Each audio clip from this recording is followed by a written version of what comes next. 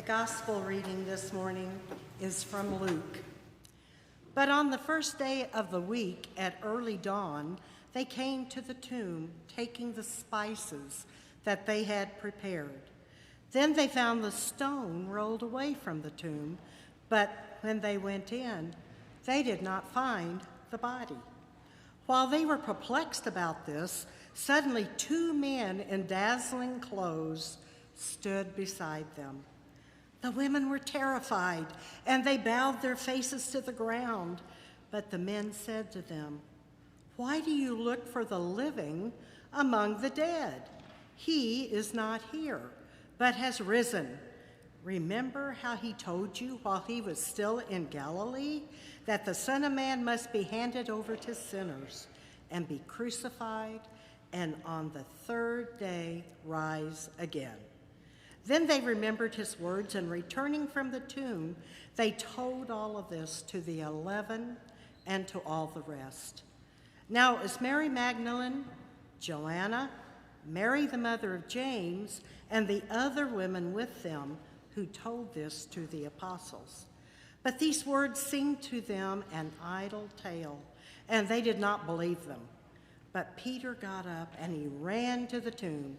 Stooping and looking in, he saw the linen cloths by themselves. Then he went home, amazed at what had happened. Christ is risen. He is risen indeed. Christ is risen. He is risen indeed. Christ is risen. He is risen indeed. Oh my, good to see you. So I remember the day it was installed. It's 20 years ago now. Michelle O'Michael's sculpture sits in front of the entrance to labor and delivery at what we used to call, and some of us still call because we don't care, it's still Baylor Hospital, right? It was commissioned to memorialize Dr. Kemp Strother, the beloved long-serving head of obstetrics and gynecology at the hospital. And back then, you understand, patients stayed in the hospital for more than 15 minutes. So ministers had a chance to visit more frequently than we do now. And so I walked past this piece of public art many times, and I find myself stopping to take it in. I want you to share that with me. Look on the back page of your order of service, and you'll see a picture of it. Now, abstract art, you understand, is hard to understand because it's not representational, right? So, after a while, I wrote a poem about this, titled it the same as the sermon title today, Hard to Figure. The poem begins this way. I am not supposed to care for you, being the man I am. I figure things out, and you are hard to figure by design. Your figure's abstract, shapely curves moving here and there with a mind all their own, tangling you up in knots, taunting my sense of order. And oh, you are a painted lady, too, in your face red, no less, nothing subtle in your expression. You are on display as you are, like it or not. For the record, I like it. But that piece came to mind as I imagined the women who went to the garden tomb early that first Easter morning. They didn't know what to expect, right? They expected a sealed grave and saw the stone rolled away. They went into the tomb and found it empty. And then Luke says that they were perplexed. You think? We are all still perplexed by the resurrection of Jesus, or at least we should be. Some of us have lived so long into the claim that Jesus was raised that we forget how hard it is to figure. For many in our world, though, it's just that, difficult to believe. This morning, I want to invite you to put yourself into the story on that first Easter morn. Let yourself feel the perplexity that must precede belief. The resurrection, took place apart from any eyewitnesses. Ever thought of that? This is how God works, always. God is the great mystery of the world. And if we are to have faith at all, it will always be after the fact of God's invisible working. We get to see only after we do not see. But God wants us to see. See in the sense of believe. And so God sends us word. The first to testify to the resurrection are the angelic figures, right? Two men in dazzling clothes, we are told. That doesn't mean they are dressed in bespoke garb, right? It is that they are shining with the light of heavenly glory that gives them a hint of divine authority.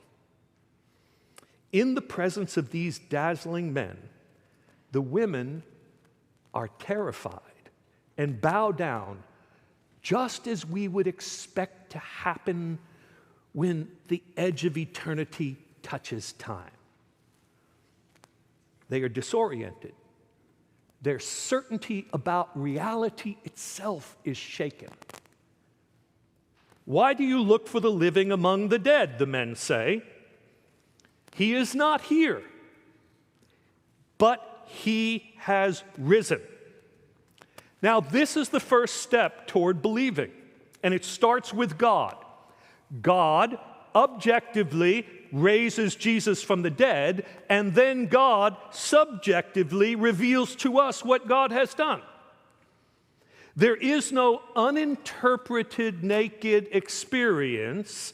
Fact leads to feeling, and feeling to faith.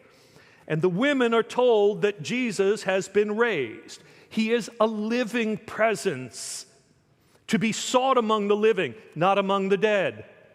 And so if we would know him now, we will know him as a living reality in the midst of our present lives, not as an artifact of history to be studied.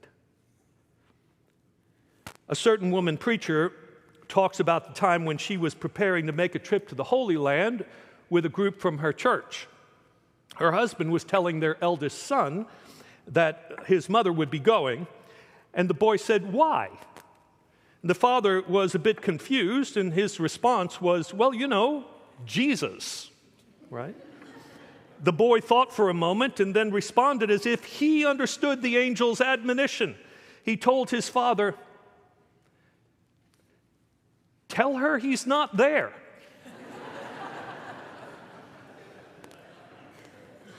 Well, that's good for us to remember, but it takes most of us some time to get there, to have it sink in a way that leads to belief.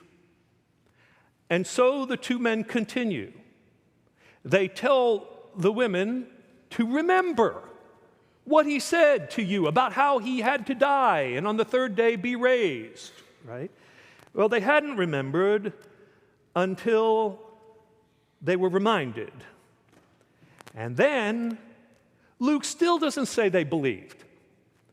But he does say that they went anyway and told the apostles what had happened. Do note, friends, these first Easter preachers were all women. Mary Magdalene, Joanna, Mary the mother of James, and the other unnamed women.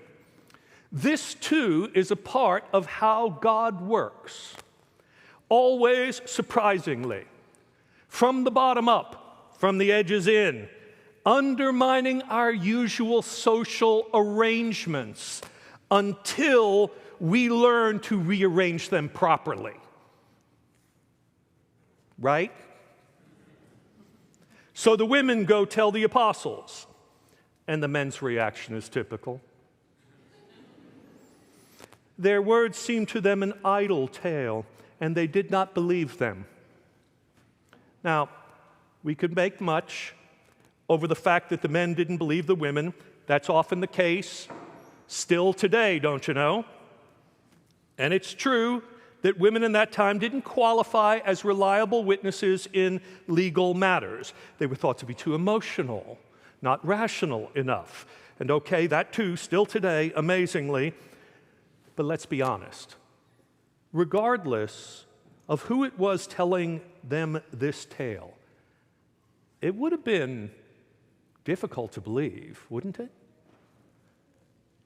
Now, we live in an especially odd time now. We have people who are otherwise educated and rational, successful in their professional careers even, and yet some of them believe some of the strangest things. For example, some buy into this QAnon quackery and think that John F. Kennedy Jr. is still alive somewhere and waiting in the wings to come back and be the vice presidential candidate in 2024 for Donald Trump. Talk about idle tales.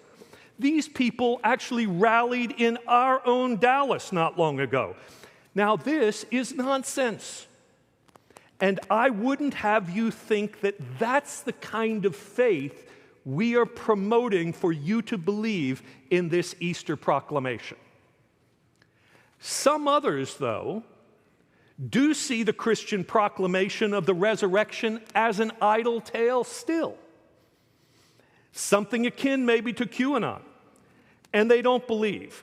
And in fairness, whether you lived in the first century or the 21st century, the idea of a dead man rising is hard to figure, huh? What's more, you may know that in many cultures there have been myths of dying gods rising again.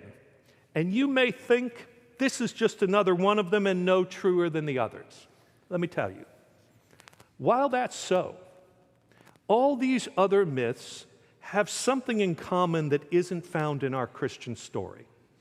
They were all used to support the ruling class and to keep them in power over the commoners. Christianity works the other way. It begins from below. It refutes the world of oppression and proclaims liberty to the captives and hope to the hopeless and power to the people. In fact, 6 times in Luke's version of this story that we just heard, the word "but" appears. But on the first day of the week, but they went to the tomb. But the men said to them, but he has risen. But they thought it an idle tale. But Peter got up and ran to the tomb. It's almost as if Luke is saying to us, I know this doesn't seem possible, and I grant you that, but God has contradicted all of the things you think you know because God butts in. Evil doesn't win. Death doesn't have the last word. Every human no is countered by God's everlasting yes. I love that even after we are told that the apostles don't believe the women, Peter runs to the tomb to check it out for himself anyway.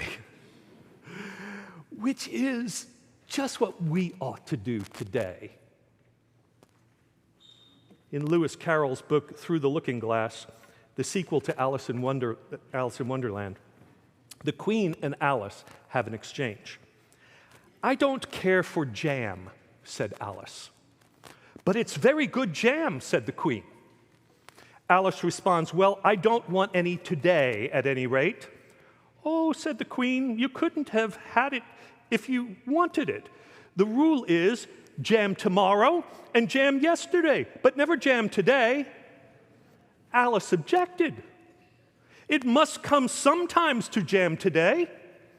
"No, it can't," said the Queen. "It's jam every other day. Today isn't any other day, you know." As my theologian friend Greg Jones puts it, too often we treat the resurrection the way the Queen treats jam. There's Jesus' resurrection in the past, yesterday, and there is the promise of the general resurrection of the dead in the future, tomorrow, but never resurrection today. Yet if Easter means anything, it empowers us to embody the power and hope of the resurrection today. The Easter story calls us to new life and to embody hope in how we live now. But how do we get there? I want to take you back to the sculpture I started with and invite you to think of the empty tomb that way. You won't find meaning from it by dismissing it, walking past it, shaking your head on account of its strangeness.